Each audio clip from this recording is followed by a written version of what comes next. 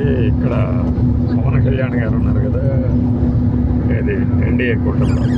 అలానే హీరో విజయన్ కూడా డిఎంకే కూటమిలోకి వద్దు, అన్నాడీఎంకే కూటమిలోకి రండి అని చెప్పేసి ఈయన ఫోన్ చేశారు అని మన ఈ దినం రాసుకొచ్చింది. కలిసి నడిస్తే గెలుస్తామంట. కలిసి నడిస్తే గెలుస్తారేమో కానీ ఇతని ఇమేజ్ ఇప్పటికే ఈ తొక్కిసలాట కావడంతో హీరో విజయ్ది చాలా నీచ స్థాయికి పడిపోయింది. ఇప్పుడు కనుక నిజంగానే అన్నాడీఎంకే కూటమితో కనుక కలిస్తే ఏం జరుగుతుంది? ఇంకో లెవెల్కి వెళ్తాయి అనుమానం, ప్రచారం కూడా. అది ఏ లెవెల్కి వెళ్తుంది అంటే అసలు ఈ తొక్కిసలాట ఘటన అంతా ఏది ఢిల్లీ పెద్దల కనుసన్నల్లో కానీ ఏమన్నా ప్లాన్ చేశారా, దానికి కారణం వీళ్ళేనా అనుకోండి. లేకపోతే ముందు పిలక అంటిపుచ్చుకున్నారు, ఆ తర్వాత దగ్గరికి లాక్కున్నారు, తర్వాత ఏం చేస్తారు? కలిసి పోటీ చేస్తామంటారు. దీనికి మళ్ళీ కాంగ్రెస్లోని ఒక వర్గం కూడా ఇలా అంటుంది అలా అంటుంది అంటే బిల్డప్. త్రిముఖ పోరు కాస్త తమిళనాడు అసెంబ్లీ ఎన్నికల్లో రెండు కూడా మన మధ్య పోటీగా మారబోతుంది.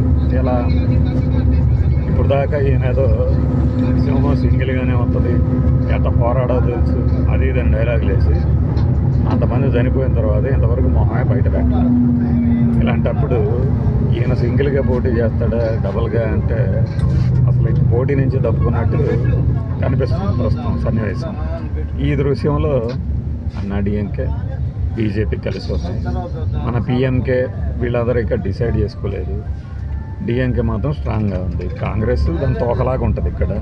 మరి కాంగ్రెస్లోని ఒక వర్గం విజయ్తో అంట కలిసి పోటీ చేస్తే పుదుచ్చేరి, తమిళనాడు పాటు కర్ణాటక, ఆంధ్రప్రదేశ్లో కూడా విజయ అభిమానులు ఉన్నారు కాబట్టి గెలుపు అవకాశాలు మెరుగుపడతాయి. ఈ దినం కాదు రాత్రి చూశారు అసలు కర్ణాటక, ఆంధ్రప్రదేశ్లో విజయ అభిమానులు ఉన్నారట, గెలుపు అవకాశాలు మెరుగుపడతాయి. ఆంధ్రప్రదేశ్లో కూడా ఇలాంటి వాళ్ళని ఏం చేయాలి?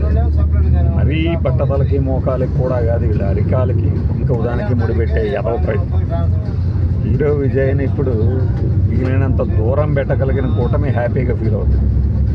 ఈ ఇన్సిడెంట్ నుంచి బయటకు వచ్చేంతవరకు జనం కనీసం అంటే కనీసం రాజకీయాల ప్రతి పార్టీ ముఖ్యమే కాబట్టి 2%, 3%, 4% కూడా క్యాలిక్యులేషన్స్ అవసరం కాబట్టి చేయొచ్చు. కానీ ప్రస్తుతానికి పాపం పిలక ఇచ్చాడు, ఈయనంతటైనా ఇచ్చాడు బీజేపీ వాళ్ళ వేసుకు.